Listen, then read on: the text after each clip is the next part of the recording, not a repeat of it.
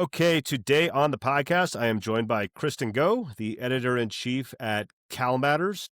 If anybody's not familiar with them, they're a nonprofit and nonpartisan state newsroom dedicated to explaining how government impacts our lives in the great state of California. So, Kristen, thank you for joining me today. Nice to see you Thanks for again. having me. Yeah.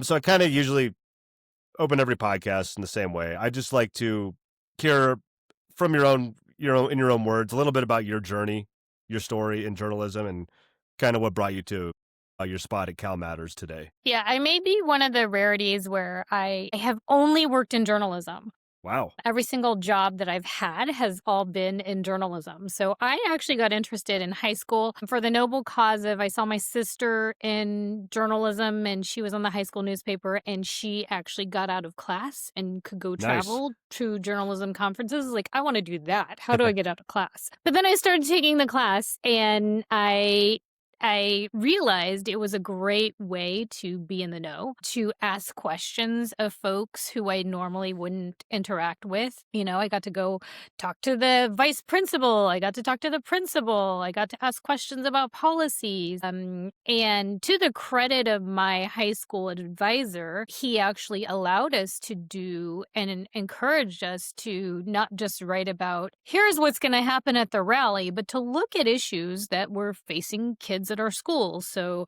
I wrote about a new sexual harassment policy and what it meant. I told the story of a girl who was raped and what it was like to have to go get tested for AIDS, other STDs. And, you know, again, because censorship is so prevalent now, especially among high school news organizations, the fact that we had one and that our advisor was supported us in doing that. I'm really grateful for that. And so, you know, that led to my very first job of writing the exclusive wedding and engagements at the Stockton Record and then doing the youth beat there. And so I haven't left journalism since then. Wow, that's awesome. I was looking through just your LinkedIn. I didn't know you were at the Denver Post for a while. I'm a Colorado Yeah. native, lived in Oh, Denver most yeah. of my life, so maybe I've read some of your Yeah. stuff back in the day. That's cool. Back in the day, so I happened to be there. Denver was my very first full-time job out of college, so I was super fortunate in that I was able to land in, you know, kind of a big market. At the time, it was the Denver Post and the Rocky Mountain News. Right. Post was morning, Rocky was in the afternoon, and I remember going to places, showing up with a Rocky reporter and having to, like, shield my notebook and make sure that they weren't looking at what I was doing. And I happened to be there during the unfortunate shooting at Columbine High School and remember having to cover that very vividly. I remember having to go out to Boulder for I think it was like grand jury um, hearings for the John Benet Ramsey Mhm. case. So it was just a crazy town. And again, a fun time to be there because there were two major newspapers as well as all of the TV stations as well. So it was a great way to make you think about how do you tell the story? What's a unique way to tell the story? And to be fast. I knew I was going to have a good day if I picked up, you know, the newspaper and there was nothing in the Rocky that I missed, right? If I was going to have a bad day, if there was something in there that I had missed. That's great. And then so kind of pivoting a little bit, could you talk just a little bit about Cal Matters also? I've seen, a lot of things pop up before from them, but if you could just talk about that organization and kind of your role there also. Yeah, so CalMatters was launched about 10 years ago, and I think at the time it was unusual to launch a nonprofit newsroom because while newspapers may not have been as strong as they were before, they were still pretty dominant in terms of thinking about where folks got their news. So CalMatters launched because there was a very drastic decrease in the number of Capitol correspondents who were covering the state, covering what was happening in Sacramento. And I think at one time it was in the hundreds of Capitol correspondents. So almost every single news organization in California had a reporter that was based in Sacramento. And as the media business, you know, was being challenged financially, a lot of those positions were being cut. And so CalMatters decided to step up and say, we're going to provide that coverage of how politics and policies are impacting people in California. Our content will be for free. They did a lot of partnerships with like San Francisco Chronicle, the LA Times, other news organizations to make sure that the work was seen. And so it started with just 6 people. We're now at about 80-ish, and we are statewide. And when it started, it was just focused in Sacramento. We are now statewide, and we merged with the Markup last year. Markup is a national organization focused on technology and making tech for good. And so we actually have folks all across the nation, but the largest concentration is in California.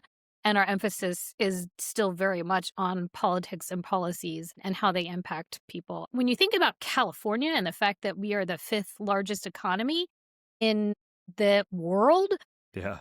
a lot of the policies that come out of here, people pay attention to them. They are used in other states. They can be groundbreaking. So having a better understanding of that and how it impacts your community, we think creates a healthier democracy. Not that we are solely responsible for democracy, but um, an educated populace, I think, is a good one. And so we've gone from just working with major newspapers to working with, I think 280 different organizations carry our stories. We are also part of the California newsroom, which is aligned with all of the NPR affiliates in California.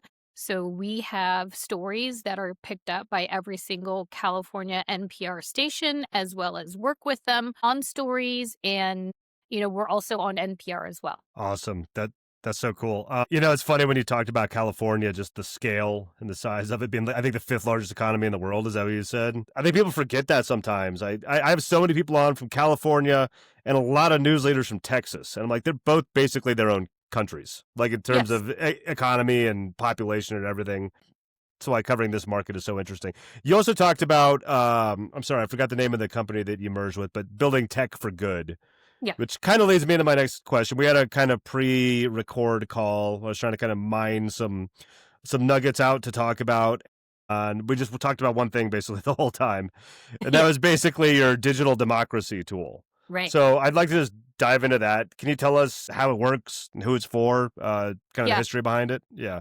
Yeah. So when CalMatters launched, the whole idea was to make government more transparent, right? So the whole idea was we were going to have digital democracy at the same time that CalMatters launched. The reality is with 6 people, you can only do so much all at once. And so when I joined the organization almost 3 years ago, it allowed Dave Lesher, who was one of the early editors at CalMatters, to break off and actually truly launch digital democracy. And what that does is it is a online site where you can find every bill that has been introduced, what state it is in, which committee it's in, who is backing it. It also takes all of the transcripts and video from every single hearing in the state. It also takes the lobbying money, so you can look and see who's for and against. And so it makes it puts all of this public information in one spot. The next layer that it does for media organizations is it generates AI tip sheets. And it's been trained over the past 2 years to look for different, what we call phenoms. So is there a lot of money that is pouring into a certain bill? Was the hearing exceptionally long? Was there actually debate within a committee about the hearing? And those are all things that we have trained the AI to look for to flag as a potential story. It still needs somebody to go through and see, hey, is this an actual story? And is it worth us writing about? Or is this something that we should pass on? So it's not like it's putting together a story all based on the hearing. It will pull out quotes that it thinks are good, and the quotes are usually pretty good ones. But it's not actually writing a story. A person still needs to go through it to be able to interview someone, to check the accuracy of it, and to understand, okay, to put into context, why should this be a story? But we share these tip sheets with more than 100 journalists across California. And in fact, digital democracy just rolled out in Hawaii. And we are now up for a $9 million prize to take this and scale it. So everywhere we go, every single place wants digital democracy because think about, I told you we started because the number of Capitol correspondence was declining. So nobody has to leave their desk and they can get these hearings. They could take clips, whether it's a video or audio clip, and play this for their story or use it for their story. And again, find tips that they don't have to go to Sacramento for, they don't have to sit through a whole hearing for, to be able to tell what's happening. So whether they care about a specific issue or what a specific legislator is doing, they can get this information. That's so cool. I don't know if we talked in the initial call about this, but I mean, the concept is amazing. And like what it does is amazing. I'm curious. I'm not a technical person. I'm curious what kind of resources went into developing this. Like, how was it funded? Where did you find the people to actually build this stuff out? I just imagine it's quite an undertaking to build It's a quite system an like that. undertaking, and I would say I am not a technical person either. This is why we have a partnership with Cal Poly.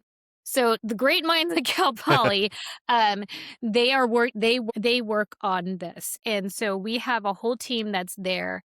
They work on the transcriptions to make sure that they are accurate and timely, that the people who are identified on the screen are truly the people who are identified on the screen. There's no misidentification. And so they really work on the technical end. And then we actually have a third party that builds the website for us. What we are providing is kind of the oversight as well as the reporting knowledge to help train the phenoms, to help look and train other journalists and write about what's happening. That's awesome. Could you speak a little bit more about the tip sheets? Yeah. How does that work? So basically, any journalist in the state of California or anywhere, I'm not sure how it works, can kind of. I'll let you talk about it. Yeah, Yeah, I'd like yeah, to hear yeah. about So it. the tip sheets, they are not public facing, right? Okay. If say, Paul, you care about the environment, you can go to Digital Democracy from wherever you are and find all the different legislation related to the environment, track the bills, all of that, right? But you cannot go get a tip sheet on your own. So tip sheets, you have to, contact us. We can get you logged in to a separate site where you can get tip sheets that are basically they flow in every single day that the legislature is in session. Our legislature is not in session right now, so no new tip sheets. That doesn't mean that you can go through old ones, but you're not getting any new ones. And so, for example, I was talking to our digital democracy reporter, Ryan Sabala. I was like, what's your favorite tip sheet story? And so one of his favorite ones was looking at how big oil and labor paired up to lobby against an effort to let wildfire victims sue oil companies for climate change. All the environmental groups were very much for this, but as soon as big oil and labor, came in, they're like, no. And so that legislation got killed. So the tip sheet flagged this, odd alignment. It also looked at the funding that went into this.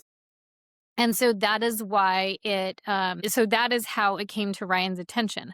I would like to think that, our reporters are paying attention to committees and what's happening there. But the reality is, we have our Capitol team is about 5 people, so they can't cover everything. And so this is immensely helpful. Another one that was one of his favorites looked at how eviction for renters, that legislation got killed and didn't make it past committee. And the tip sheet flagged it because of the amount that was spent from lobbyists to the legislators. The supporters who were trying to get the eviction relief, I think it was like giving people an extra 14 days instead of 3 days from eviction to come up with extra money. Does not necessarily seem like a lot of time, but the supporters had legal aid, social service groups, and opposing it were the Chamber of Commerce, landlord organizations, bankers. And so it looked at kind of that disparity in money, and it also looked at the fact that it had Democrats voting against Democrats. And in California, those who are not familiar with our politics, we're a one-party state. Democrats control all the main offices, and in the legislature, it is all Democratic controlled. So it is very rare that Democrats oppose one another. And if they are, it's not done in committee, it's done behind closed doors. But this was done in committee. The AI phenoms flagged all of these things, and it became a story for us. Man, it sounds like a dream for a journalist. The system you built out for, kind of one of the most important things of local journalism, especially, is, well, all journalism is to flag corruption and everything like that. I had a question about what the reception has been like, and I was thinking from journalists, how do the lobbyists and politicians feel about this also? I'm not sure if they're super happy about it. They use digital democracy to track the things they care about, honestly. That makes sense, yeah. Right. And so for them, it's a useful tool. Again, Dave Lesher, who's been building out digital democracy, he's done trainings for lobbyists and for staff and for nonprofits because everybody can use this. It's free to use. And so they have actually gotten, lobbyists especially are like, wow, this is great. How much does it cost? It's free. So maybe we need to work on that model. That's a different conversation for a different day. But, I do think the amount of transparency that this brings, it's a whole new level. If but first you've got to use it and you've got to know how to use it. The next thing that we're doing from digital democracy for people in California is we're allowing people to sign up for a newsletter so that every week they can see how their legislator is voting. So they can better understand, are they voting in the interest of what I think we should be doing for our district or the needs for our district? Are they well representing us? Or they can see who's lobbying, who's giving them money. We did a beta test of this at the end of the session, so fall. And it was funny because we had some of our readers write to us and say, I can't believe my legislator voted this way, and thanks to your newsletter, I just emailed their office to see why they did this, right? So it is trying to bring that transparency back to make sure that, that the legislators are accountable, that the way business is conducted is transparent because California is now a one-party state. Oftentimes there is not that open dissent within committees. It is legislators simply won't vote, and a no vote or a no show is almost like a no vote, but it doesn't show up on the record that way. Right. So another thing I wanted to ask you about, we talked about this before, that the tool is up for a $9 million prize. So I've got well, it's a two-part question. I'll just ask the first part. What is that prize? Like, what are the requirements to win it? And then what are I'm rooting for you here. What does that look like if you win it? Like, what, could you talk a little bit about that? Yeah. Yeah. I think it's called the Trust Prize.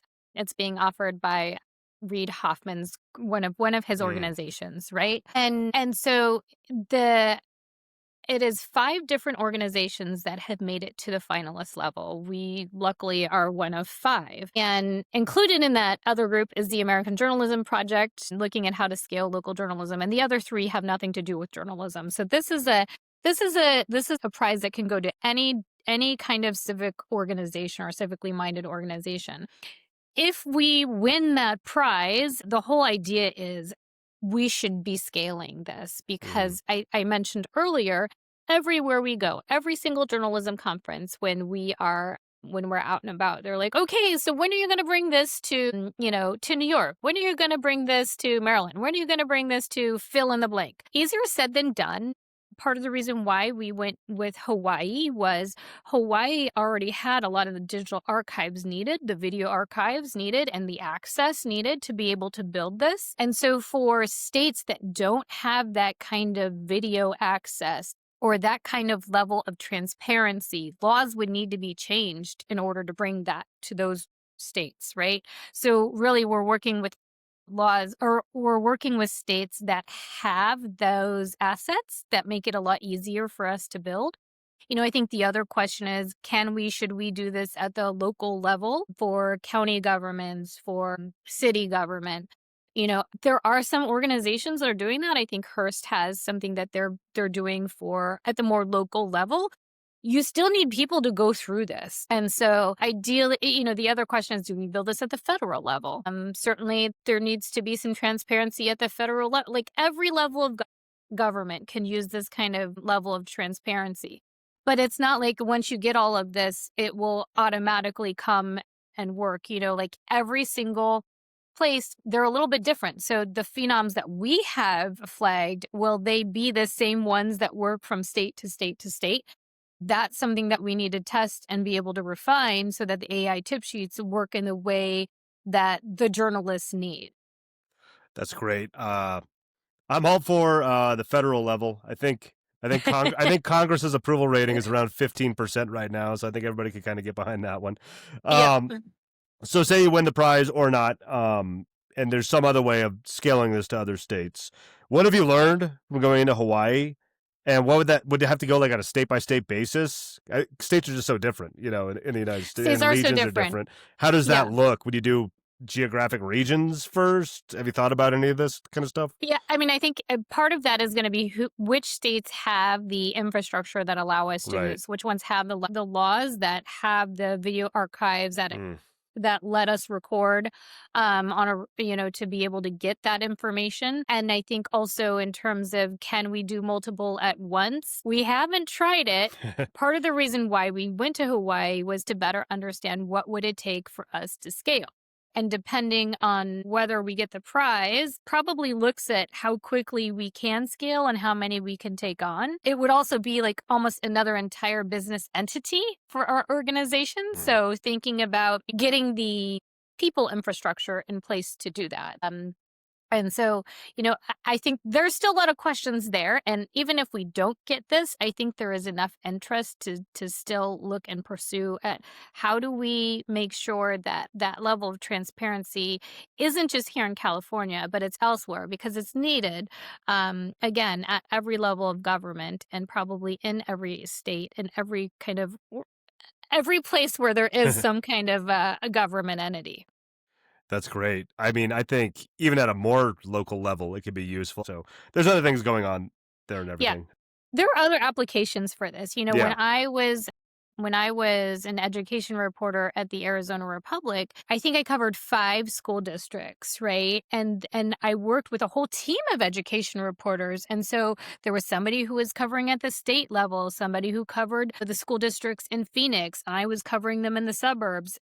They don't have that level of coverage anymore there or nearly anywhere. And these are school board meetings that would last hours. And when the requirements for reporters are to write multiple stories, sometimes a day, let alone a week, they don't have time to sit through 5 hours worth of, board hearings to wait on a story. And so, are there ways we could use technology, we meaning the media, use technology to help in the reporting and gathering process? Again, I think much of the conversation has been around AI taking jobs from people. This has created jobs for people. This has created a way to help it be more efficient for a journalist who maybe has to write 2 stories a day, to look at a tip sheet, make a few phone calls, and write a story.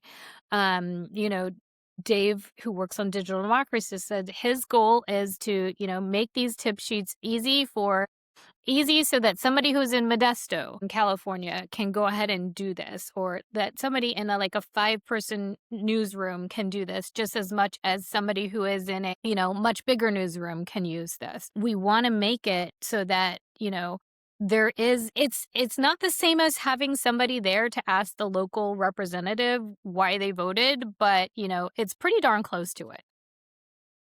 Or it can give that local reporter, some It can give ammunition to them the go in and tools to have that conversation. Why did you say this? Because Yeah. maybe they came to their maybe they told a different story when they were meeting with constituents. I don't know. I want to give people the benefit of the doubt, but it does provide that kind of transparency that without having to physically be there, because that's almost impossible now for many news organizations. Yeah. Yeah, definitely. I had a question here that I've been asking everybody about: where's the media industry going in the next 5 years? Where's your organization?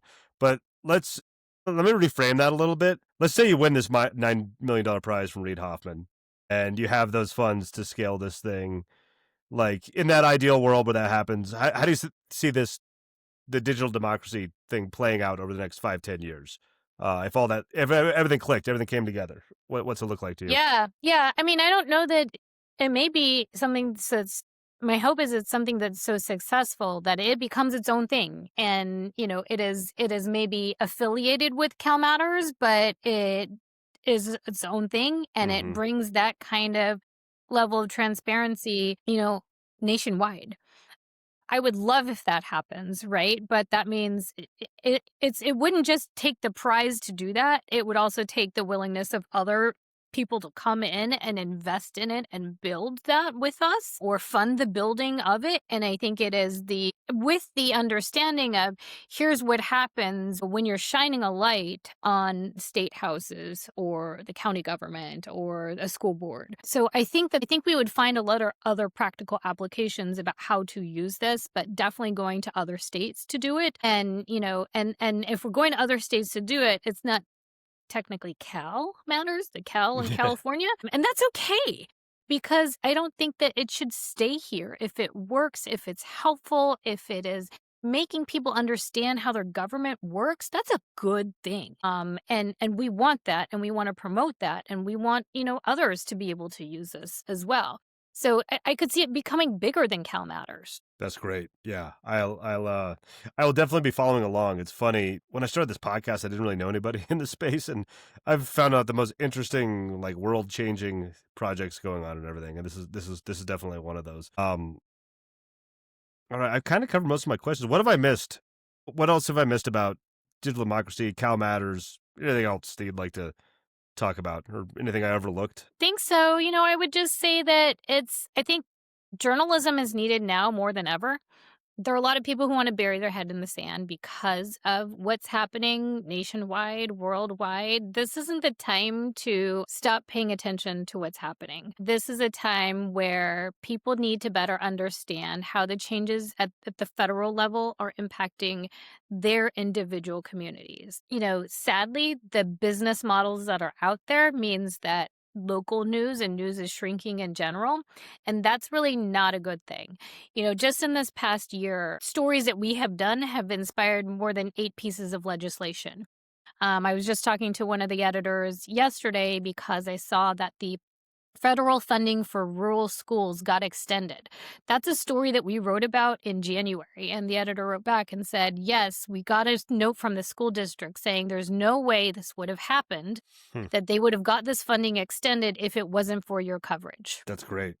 So when you think about the impact that journalism can have on a community and the understanding that's needed for how things work, it's a really important role right now. It's a really under-resourced role and oftentimes underappreciated when you see the amount of attacks that happen on journalists at a federal level and at a local level, because I think that a lot of local people are taking their cues from what happens they see on TV. But I think it's a pretty essential role to help keep communities healthy. Understanding how that works is something that we try to do on a pretty regular basis, and it's something that we take very seriously. And I mean, amazing work so far. This is one of the coolest things I've heard about in a while. And I appreciate you coming on here and telling me all about it.